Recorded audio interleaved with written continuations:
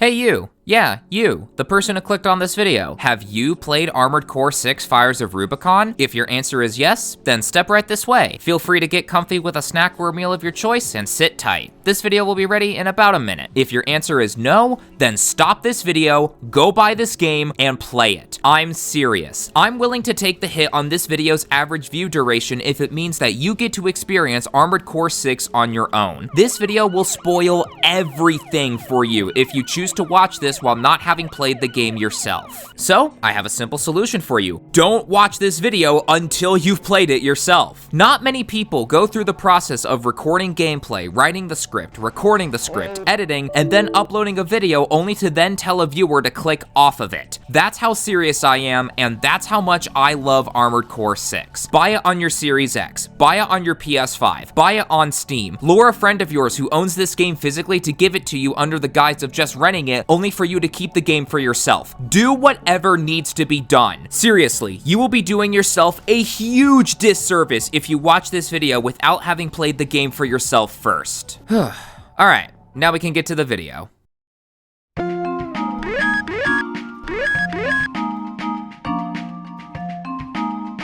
I have never been one to participate in Game of the Year discourse. Given the sheer number of games that are released each year, coupled with people's tastes being different and the number of new games they play varying, I feel like trying to say which game is definitively the best one of them all for that year is almost pointless. Don't get me wrong, games should get recognition for standing out in certain areas, but trying to designate a definitive Game of the Year has never really appealed to me. For example, Baldur's Gate 3 won Game of the Year last year, but that game isn't what I would call my 2023 Game of the Year since I didn't play it, and I still haven't played it, and I don't intend to either. And the comments telling me to play Baldur's Gate 3 are inbound in 3, 2, 1.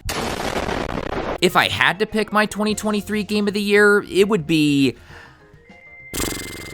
I could not tell you. A mixture of me sticking with lots of older games, me being a broke college student so I can't buy a lot of the current year's games, except when I'm not broke because commissioning art so I can stare at my Persona's muscles after a rough day is the kind of therapy I need. And again, I just haven't ever thought of what my Game of the Year would be. I know some of you aren't going to be satisfied with a non-answer like that, so I'm just gonna pull something out of a hat. Project Wingman's PS5 release, including the Frontline 59 DLC missions. I've definitely got my opinions on certain games getting awards that they shouldn't have. How Forza Motorsport got Best Sports/Racing Game of 2023 is... what the fuck? But in terms of which game I would place on that Game of the Year pedestal, again, I have had no reason to think about that in the past. That is until I played Armored Core 6. I can say this with confidence. Armored Core 6 Fires of Rubicon is my 2024 Game of the Year. Now, I can already sense what some people are going to say in the comments despite me saying in the title of this video that the year is not a typo. Thunderous, Armored Core 6 released in 2023, not 2024. Are all the lights on upstairs, bud? My answer to that. Firstly, look, energy bills aren't cheap, okay? Secondly, yes, I know that Armored Core 6 released in 2023, but I didn't fully dive into it until 2024. I bought the game when it released, played it for a while, thought it was fun, put it down after beating Balteus, and for some reason just didn't pick it back up? I was in a full semester of college when this game was released, so maybe I got occupied with classes coupled with other YouTube stuff being more pressing for me at that moment. I don't know for sure. Either way, earlier this year, on a total whim, after seeing some Armored Core 6 gameplay on YouTube, I was like, wait, I have that game on my PS5. So, later that night, I booted up Armored Core 6 Fires of Rubicon for the first time in over half a year, and...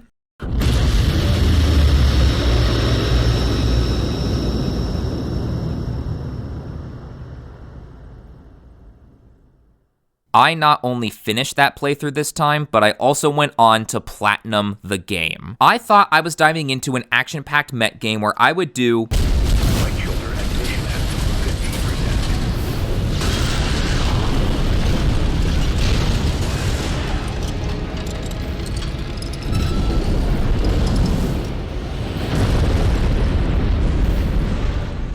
in exchange for fursuit money. I mean, that did happen, yes, but there is so much more to this game. Camaraderie, gaining independence, choosing who and what you're fighting for, realizing that not everyone is going to agree with your choices, and so no matter which path you go down, someone's going to die, and realizing that no, my vision isn't blurry because of things exploding in my face, my vision is blurry because I am actively tearing up during this boss fight, like, please, Walter, this needs to stop, don't make me do this! Before we get to that though, I need to rewind so I can appreciate this game from start to finish.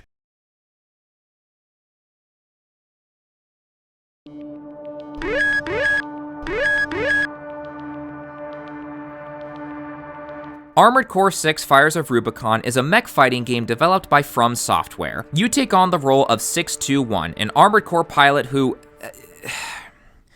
Alright, look, as a furry, I'm contractually obligated to make this joke. Haha, 621, just like E621. Haha, you get it, guys? Haha, haha, so funny, huh? Okay, now that I've fulfilled my obligation, we can continue. You take on the role of 621, an Armored Core pilot who has undergone augmentation surgery in order to become more effective at piloting an AC. Regular humans who haven't undergone augmentation are able to pilot ACs just fine. However, from what I've been able to gather, augmentation does make an AC pilot more effective by improving things like reaction time, resistance to G-forces, and things of the like. However, it also seems to be a very invasive process, as hinted at by this being 621's immediate post-augmentation surgery state in the story trailer, and our handler Walter, saying that 621 can buy his life back with enough credits. It's presumed that 621 got himself into some kind of debt that he couldn't repay, so he voluntarily went with the augmentation surgery to be able to more effectively pilot an AC so that he could hopefully, well, buy his life back by not only paying off the debt that got him here in the first place, but also by undoing the augmentation surgery. How will this be done? The planet that you land on is called Rubicon 3, which has a resource called Coral. All that's known about Coral at the start of the game is that it is a resource that is highly profitable, as indicated by mega corporations wanting a piece of the Coral pie, and you, an independent mercenary, being here to hopefully grab and sell some of it yourself. And so, this is how the game opens up. You take on contracts for the different factions on Rubicon, use the funds they send your way to buy various weapons and parts for your AC, and eventually chip away at your ultimate goal of getting to the hotspot where all the coral is so that you can rake in the credits. At least that's the story on the surface, which we'll get to later. For now, I want to focus on the gameplay, specifically the mission-to-mission gameplay and building your armored core. In each mission, you'll be sent out on some kind of objective, taking out a set of normal targets, defending an ally, assassinating a high-ranked target. Let me go, and you'll still come out on top. Understand? You're quick on the uptake, aren't you? You can't! Who touched it? Galactic genocide, standard stuff. Depending on the mission at hand, this will influence what kind of AC you want to bring into battle. Some missions are better suited for a general multi-purpose AC. Others will benefit from a lightweight AC that allows you to move and boost quickly to compensate for the less protective armor you're bringing. Some missions may benefit from a tank build that can more easily take heavy weapons into battle, as well as being able to eat up a ton of damage. And some missions will benefit from you taking one of the instantly delete the enemy meta builds, which we'll get to those in a bit. For a fresh playthrough, your build options are limited at the beginning, but as you get deeper into the game and as you do other playthroughs to get the other endings, your options will increase in scope. As you get more parts, you'll have to start paying attention to all these numbers and bars, which was daunting for me at first as someone who had never played an Armored Core game before, but I was eventually able to get the hang of building an AC. It also helps that the game is very generous when it comes to you modifying your AC. At every checkpoint, you're able to make modifications to your build before respawning. Every single part that you bought can be sold again at full price, and there's a testing range that you can load your AC into in order to test its combat capabilities. As a new Armored Core player, I really appreciate the flexibility that this game provides. Now, is Armored Core 6 all easy mode? God, no. Especially during a fresh playthrough where you don't have access to all the meta weapons and don't have all the OS upgrades and things of the like yet. There were bosses that had me stuck for a good while, namely pre-nerf Balteus back when I played the game in 2023, Ibis Series Cell 240, and Air. When I went to fight Balteus again and I was able to beat him on the first try that time, originally I thought that I had gained some gaming skill in the meantime. Then I learned about the nerfs to the bosses and I realized I probably wasn't as good as I thought I was, at least back then. Nowadays, having 100%ed the game, I'm definitely better at it. I got all 3 endings, all S ranks, all arena fights, all parts purchased, all combat logs, everything. I wouldn't have gotten to this point had I bailed out of this game early on. Whenever I see a review downvoting the game saying that they quit because it's too hard, it pains me to read that. I'm not here to clown on those who quit. Instead, I implore people to not give up. Armored Core 6, as with any FromSoft game, has its learning curve. You're going to have moments where your ass is handed to you. It's just going to happen. But as you get better at building your AC, as you achieve faster reaction times, as you get better weapons, as you get more OS chips, the game will naturally become easier and more fun. Trust me, I had my moments where I was yelling at my TV asking the game, what am I supposed to do? Oh, actually, anti-shout out to eliminate the enforcement squads, the one where you're supposed to destroy the PCA HC, but you need to destroy all of the enemies outside first and there are no checkpoints in this mission. If you're doing a New Game Plus playthrough of this mission, you'll more than likely be fine. But I made the mistake of choosing this mission for my first playthrough where I didn't have access to the meta builds yet, and damn do I regret that. I eventually did it. But to whoever designed this mission, who hurt you? Are you okay? Is everything alright? Back to what I was saying, I had my moments where it felt like I was banging my head against a wall. But I did some tweaking of my AC, learned a boss's attack patterns, when to strike, all of that, and I came out the other side not only having beaten the game, but now an Armored Core fan as well. Yes, I will fully open up to using meta loadouts for a lot of the bosses. Dual Zimmermans and dual Songbirds, dual miniguns and dual stun needles, dual Zimmermans and dual laser shotguns. Will they slam anyone you come across into the dirt? Yes. Is that a liberation?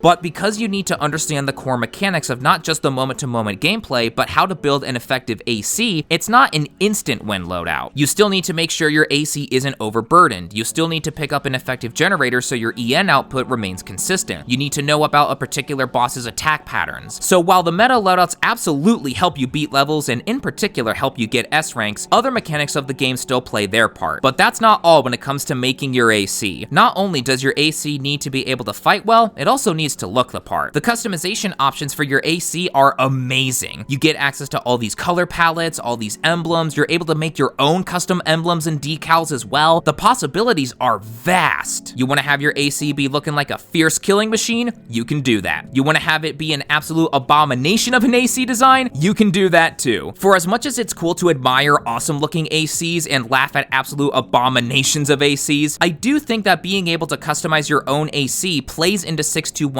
independence that he earns as you play the game and go deeper into the story. Which, on that note,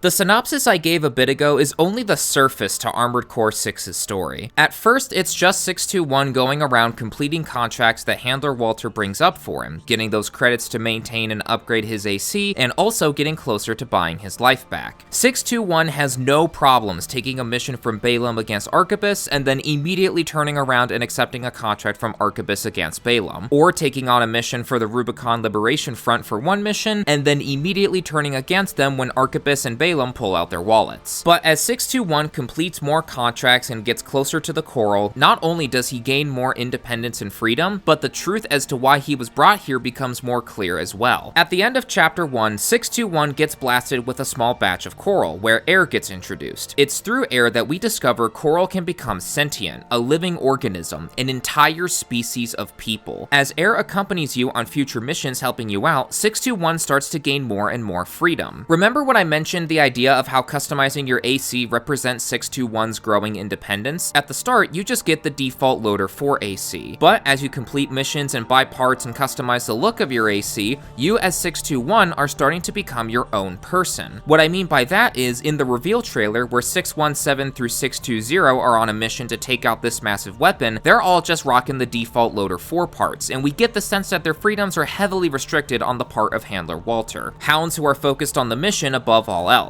They fight so hard because not only do they have a goal to accomplish, but their freedom is death. There's that clash of fighting so hard that you either complete the mission or the enemy holds nothing back to end you. But then you cut to 621. At first, this AC pilot seems to be in the same spot, being called a dog by Walter at the very start of the game. We're close to Rubicon. being told things like, "I didn't bring you all this way for nothing," as if Walter is tugging on the proverbial leash that 621 is attached to, a reminder to 621 that he's not truly free. 621. Don't forget we've got a job to do on Rubicon. I didn't bring you all the way here for nothing. But as you go further into the game, as you show your fighting capabilities, as you meet new friends and enemies alike, Walter eases up on 621. He starts to tell others to show 621 some respect, like with V2 Snail. The plan to raid the PCA. You're going to need more pawns on the board. Of course. You're here to hawk your services again. Very well. I'll consider that mutt of yours part of the effort. One more thing. Show my hound some respect. Gen 4's as good a pedigree as any other. And it eventually culminates into this moment right here. Yeah.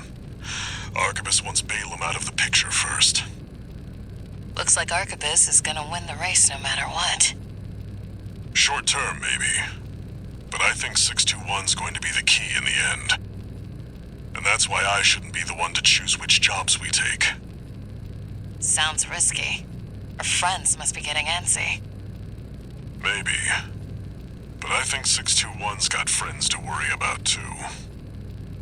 This is a signal that Walter is done treating 621 like a hound to keep under control. Even if 621 begins making choices that go against Walter's ultimate plan, he has gained enough respect for the AC pilot that he used to tug around to allow him to make those choices. The best example I can give of this is when you're asked to either take out Gun 1 Michigan of the Red Guns or V5 Hawkins and V8 Pater. If you choose Hawkins and Pater, Walter doesn't seem to have an issue with it. If you choose Michigan though...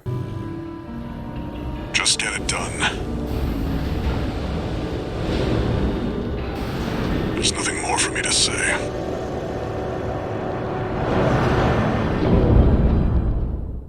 It's hinted that Walter and Michigan are friends, so it makes sense that Walter isn't too happy if you choose this mission. But Walter stays true to his word. He doesn't get in the way of 621 leaving, he doesn't try to screw with 621 in the middle of his mission, he doesn't berate 621 when he gets back. That was a decision that 621 made, and Walter still respects his choice. Speaking of friends, out of all the ones we meet along the way, my absolute favorite has to be V4 Rusty. Let me tell you why Rusty is my favorite character in this game. Firstly, he calls us buddy, and if there's one thing you should know about me, I am a sucker for being called someone's buddy. Secondly, out of all the characters we've met up to meeting Rusty for the first time in Operation Wall Climber, he's the most upfront and honest character we've seen yet. We're not sure how to feel about Walter at this point in the game. We get the sense that we may not have the best relationship with him given his control over us. Every other character we've met so far, like Gun 4 Volta and Gun 5 Iguazu of the Red Guns, talks to us. So for us to come across an AC pilot who not only fights alongside us, but is also upfront and honest with us in saying that Arquebus was planning to sacrifice 621, that shows a level of respect and honesty that we haven't seen yet at this point. It also helps that Rusty can kick some serious ass in fights as well, making him not only a great ally emotionally, but also a great ally in combat. Even during the moments where we fight him, he keeps that respect for us. He still calls us buddy, and while he prioritizes his personal mission above everything and everyone else, he still recognizes our ability to pilot an AC well, seeing such fights as honorable duels, even going as far as to pledge that he'll remember us if we die during his boss fight and breach the Carmen line. I won't deny that Carla and Chatty are awesome, that V2 Snail is the perfect villain to take down, a self-righteous and arrogant asshat of a rich bastard who needs to be put in the dirt, the emotional journey we go on with our relationship with Walter and Air. But for me, V4 Rusty can't be beat, which is why whenever we have to kill him or the others, it hurts so much. Armored Core 6 has 3 different endings: Fires of Raven, Liberator of Rubicon, and Alea Iacta Est. The first 2 can be accomplished on any playthrough, with the third ending being unlocked once you get the 2 previous endings first. Each ending has its own mix of you feeling like a badass, awesome AC pilot, along with feelings of, why are you making me do this? Please stop, I don't want to do this! To give context to each of the endings, we need to talk about Coral some more. Years ago, the Rubicon Research Institute was doing research into Coral, when one of the scientists, Professor Nagai, became freaked out at what he was seeing. This in turn led to the developments of sea weapons such as Cell 240. As those weapons were being developed though, a cataclysmic event known as the Fires of Ibis occurred. For Professor Nagai, the Coral posed such a danger that he was willing to incinerate not just himself, himself, but everyone around him as well to wipe it out. He went on to ignite the coral. The fires of Ibis scorched not only Rubicon 3, but the entire Rubicon star system, killing off most life there. Now, many years later, coral has begun to emerge again. Because of that, in the midst of the corporations wanting to exploit the coral for profits and the Rubicon Liberation Front wanting to protect the coral from said exploitation, people like Handler Walter and Carla want to burn it all for good. They want to create another Fires of Ibis to extinguish the coral for good this time. Now, it would be one thing if the coral was just a resource and nothing more, but as we learn through Air, coral is sentient. If another Fires of Ibis were to be ignited, then it wouldn't just be a resource being burnt away,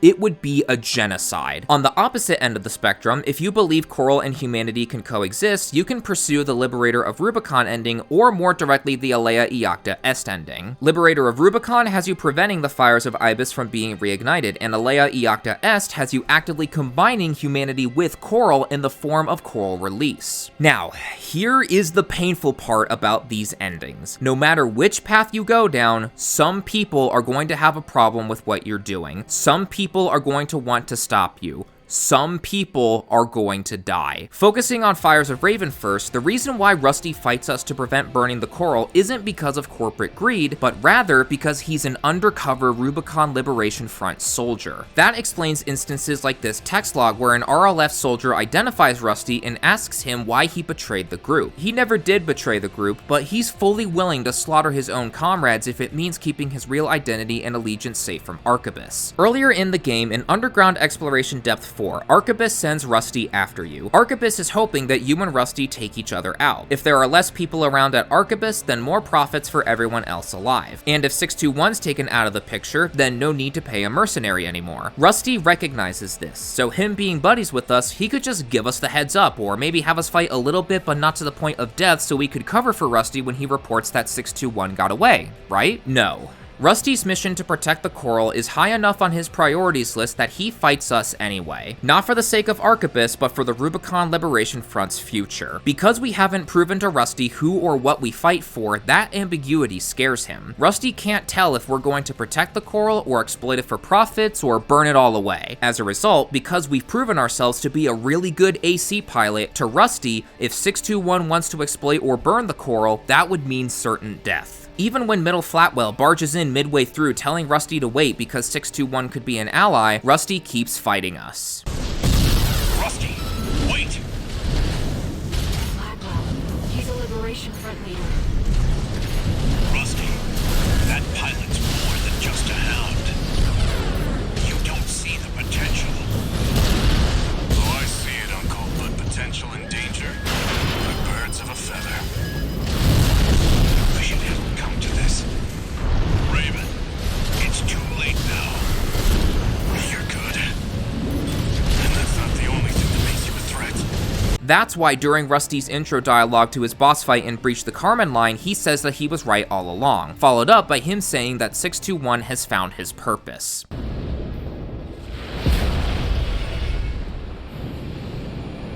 Here we are, buddy. I was right all along. You were just another threat to Rubicon.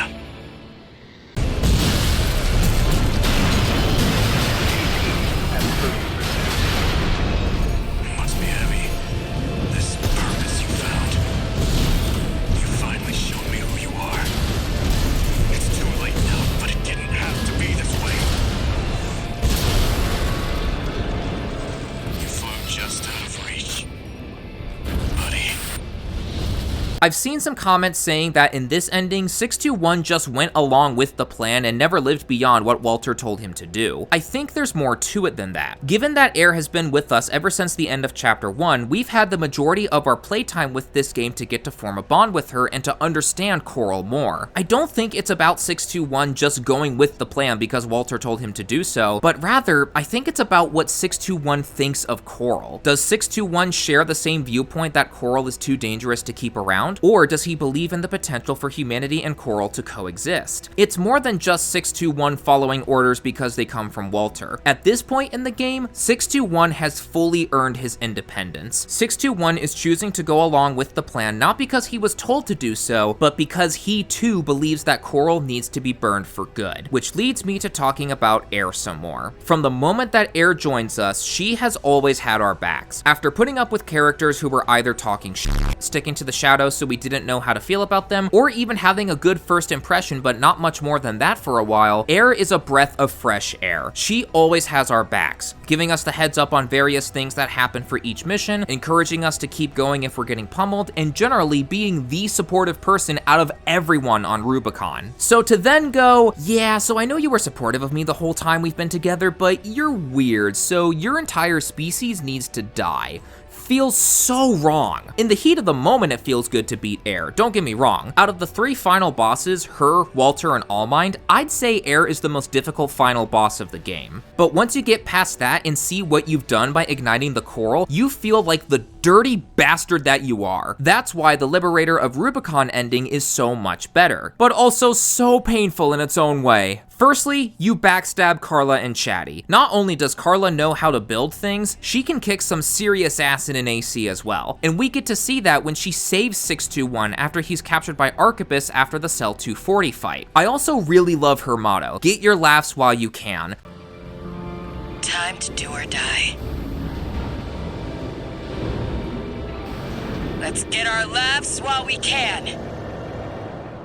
It's such an inspiring motto for me. A motto that recognizes that, yeah, you're probably going to die, so you might as well make the most out of this moment. The next minute, the next second of your life is never guaranteed, and so you may as well live every moment of your life like it's your last. And Chatty, the brains of the operations at RAD and eventually the Overseers. Having a very ironic name, given that he doesn't talk much or have a whole lot of expressiveness in his voice, this AI-controlled AC does a lot of the behind-the-curtains work, doing the missile launch and taking over the Xylem, but he's not someone you want to mess around with in combat, especially if you kill Carla first during the boss fight. The best way that I can describe the Carla and Chatty boss fight is missiles. Lots and lots of missiles. Also a lot of aggressiveness on Carla's part, and Chatty just keeps firing more missiles at you in support. As emotionally painful as it is to do this fight, there are 2 things about it that I love.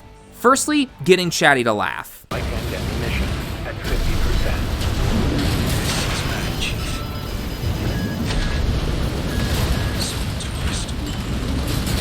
Chatty, did you just laugh? I owe you one, tourist. No one's ever made him laugh before. Secondly, my personal favorite way to handle this boss fight is to deal with Carla first and then Chatty. The reason being Chatty's reaction to Carla dying.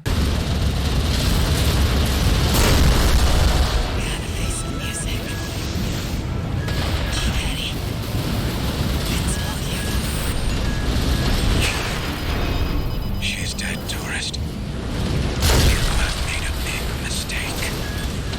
Despite being an AI and having a monotone voice throughout most of the game, you can hear how angry Chatty is. Chatty is out for blood now. The first time I heard that, I got a chill down my spine. While I was able to beat Chatty in that same life, I could feel that he wasn't holding anything back now. But if you die to Chatty after Carla dies, he says this. Chief, I'll handle the rest. Wait for me. I interpret this as Chatty saying to Carla in whatever afterlife there may be, just hold on, I'll be there soon. I hope AIs are allowed into whatever afterlife there is in the Armored Core universe because, dude, the first time I heard that, my heart broke a little. Yeah, you could say that since Carla programmed Chatty, him saying that is just part of his programming, or that Carla made that a possible outcome in a line of code somewhere in the event she died. But to me, that line feels organic, not part of a code or a database of possible words. Even if it is, I got hit in the feels with that line. Like, damn, FromSoft, please, I'm gonna start crying at this rate. But then, after backstabbing Carla and Chatty, you move on to stopping the Xylem. Air rallies together Rubicon Liberation Front forces for one final battle in order to protect the Coral. And guess who shows up?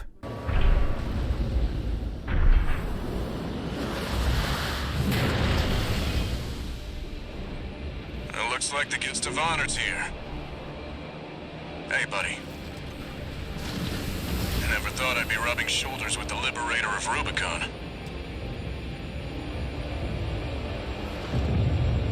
Every Rubiconian who heard your cry rose up to fight.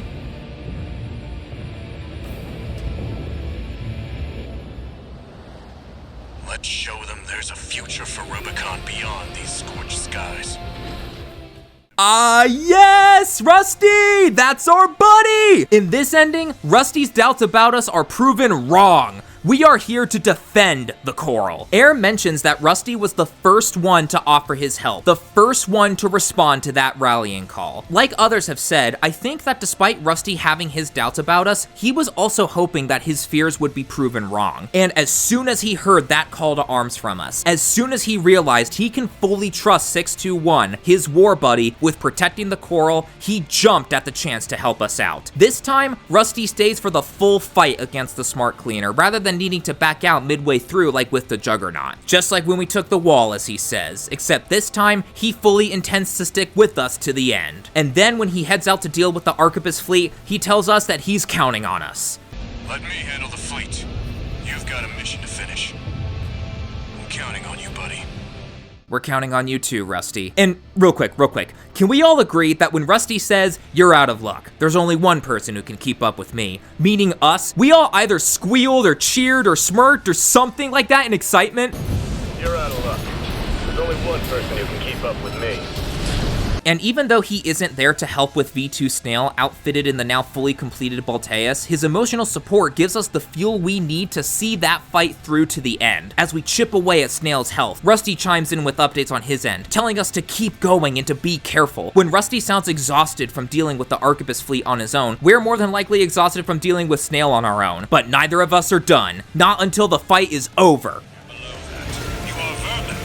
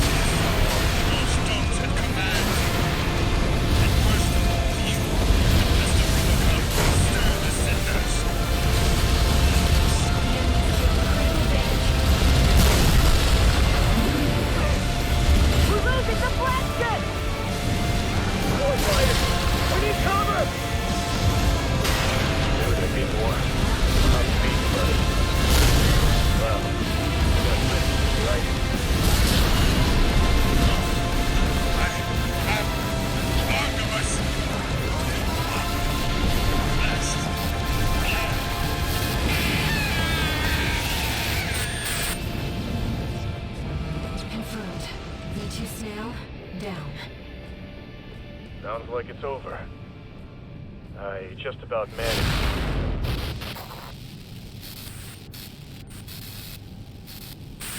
Rusty's signal just disappeared. Rusty? Rusty!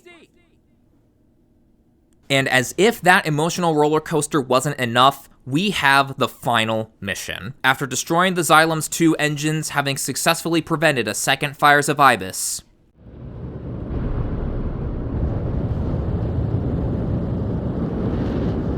The coral's safe. Rubicon's safe.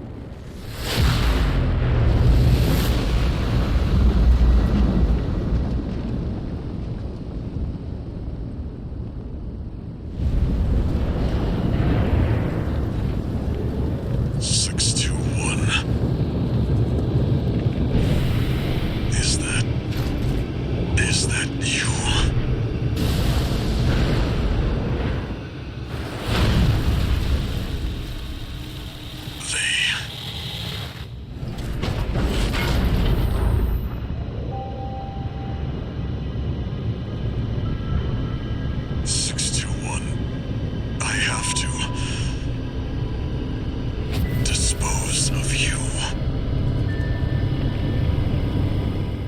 The man who's been with us from the very beginning, our handler, the one who went from treating us like a hound to treating us like an independent person once we've proved our worth on the battlefield, is now an enemy. forced to go through the same augmentation surgery that 621 went through as part of Arquebus's re-education program after he was captured at the Coral Convergence 2, Walter has been brainwashed into trying to kill us. We have no choice but to fight in order to survive. What makes this fight so emotional is the fact that while we didn't know what to think of Walter at the beginning of the game, as we gained our independence and as Walter warmed up to us since he had a chance to get emotionally attached since we've presumably survived way longer than he anticipated, he views us not as a hound to be controlled, but rather as an independent human. He respected 621's choices, watched as he grew from being a hound on a leash to this warrior who has proven his worth, proven that he has friends to look out for and a cause to fight for. Walter sees that 621 is no longer just a mercenary taking on contracts for money. 621 has friends to look out for, friends to grieve for when they die, a cause that drives him to be willing to die not for the sake of being free from a leash, but for a cause. At this point, Walter just wants us to be free to do what we want. He realizes that there won't be a second Fires of Ibis. His goal of eradicating the coral is dead. But that doesn't mean he stopped caring for 621. If he can't have the stars scorched in flame, then he at least needs to make sure that 621 lives his best life, whatever that life may be. In the middle of him fighting us, we can hear him actively trying to resist the brainwashing done by Arquebus. Corporations. Orders. No. My friend's mission. Eliminate all obstacles. Walter's body is saying one thing, but his mind is saying another. Walter's mind is screaming, begging for his body to stop. Let 621 go, damn it. Stop fighting him. He has a life to live now. He can undo the surgery. He can become normal again. He doesn't have to pilot an AC for the sake of buying his life back anymore. He's done more than enough to have earned his life back. Because of the augmentation surgery he's been forced to go through, Walter can now see air. Voice. 621. I see it next to you. Yes. Kindling for the fire. He can see the voice that was in 621's head for the entire time. And when we defeat Walter, when his AC is about to collapse, he's about to get one last shot charged up and ready to fire. But then he says something that shocks us.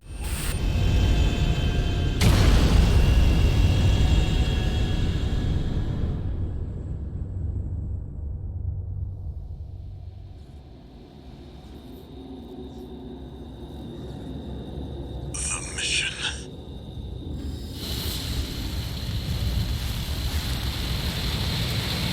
My friend's wishes.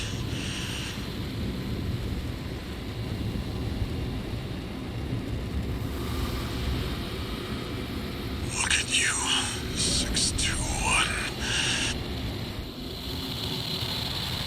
You found a friend.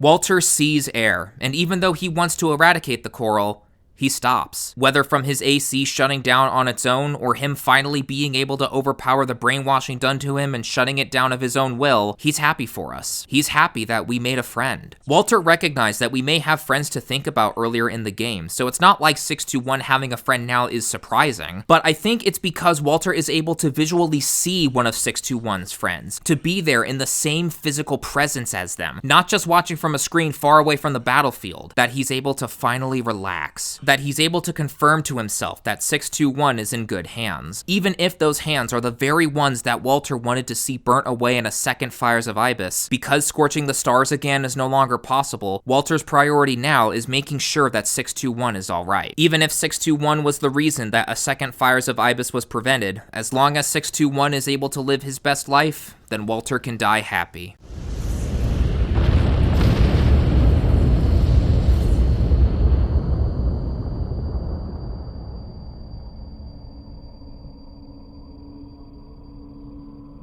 Raven. One day, humanity and Coral will thrive together. You kept our potential safe.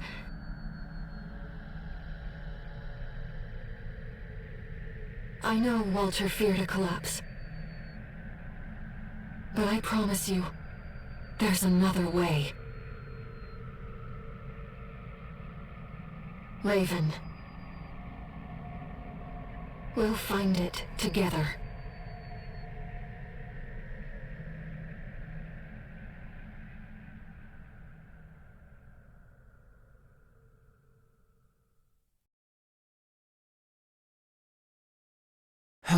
How do I even transition from that to talking about the All Mind ending?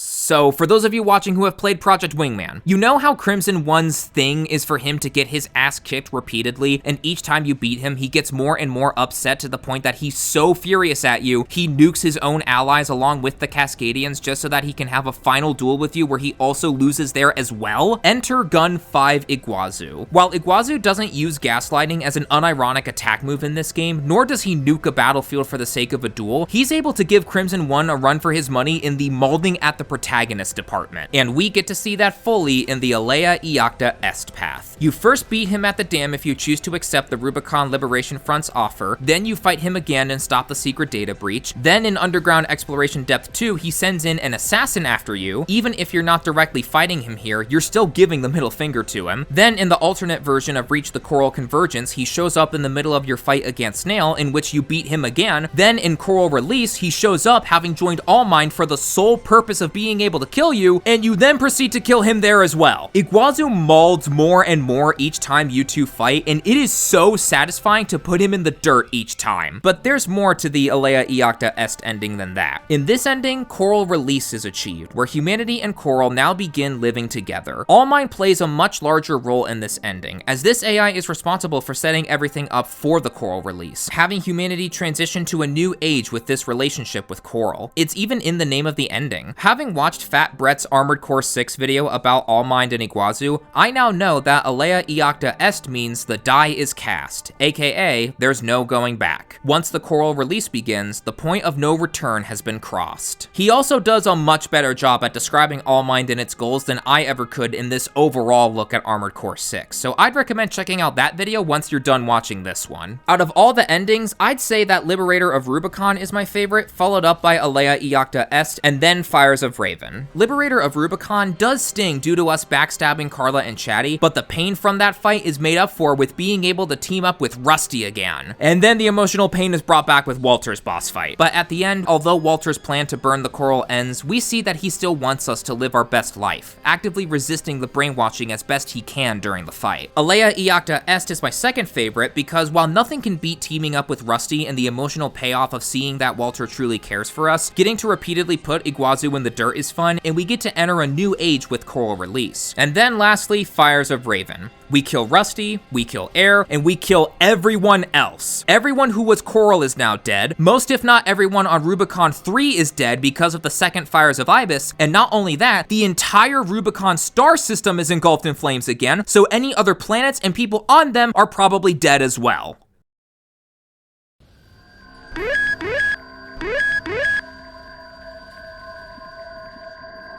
Armored Core 6 Fires of Rubicon is an awesome game. I am so glad that I made it to the end. I want to go back in time and aggressively shake past me to tell him, hey, you keep playing Armored Core 6, don't you drop it! But the past can't be changed. The best that we can do is reflect on, but not get obsessed with, the past, and use that info to help us decide what to do in the present. Armored Core 6 Fires of Rubicon is my game of the year for 2024. Yes, this game was released in 2023, but 1, I beat this game in 2024, and 2, if the Game Awards can declare Forza Motorsport the best sport/racing game in 2023, and games like F1 24 can be nominated for the same thing this year, then it's clear that there are no rules to follow when it comes to deeming a particular game a game of the year.